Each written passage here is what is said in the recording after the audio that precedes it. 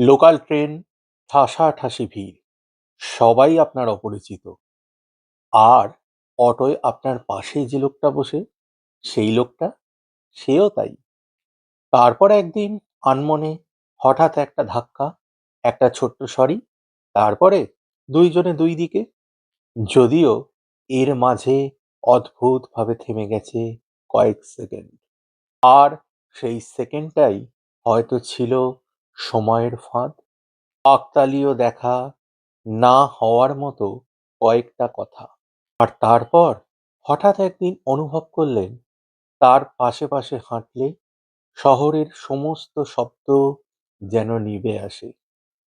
আপনার ভেতরের সমস্ত অন্ধকার, যা আপনি কাউকে দেখান না, সেই কিন্তু সেটার দিকেও তাকিয়ে বসে আছে। ভয় পায় না, বিচার করে না। তার সঙ্গে থাকলে স্ট্রেস চলে যায় শত যোজন দূরে। মনে হয় জীবনটা হালকা নয়, বরং গভীর, কিন্তু শান্ত। সবাই আপনার জন্যে নয়, আপনিও সবার জন্য নয়।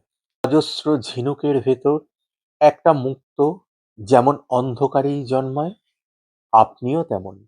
আপনার জীবনটাও তেমন। আর সেরকম মানুষ যদি পেয়ে যান, নিজের ইগোকে প্লিজ ঢাল বানাবেন না। কারণ কিছু মানুষ জীবন থেকে চলে গেলে তাদের অনুপস্থিতি হয়ে ওঠে সব থেকে বড় উপস্থিতি। আর সেই শূন্যতা কখনো পূরণ হয় না।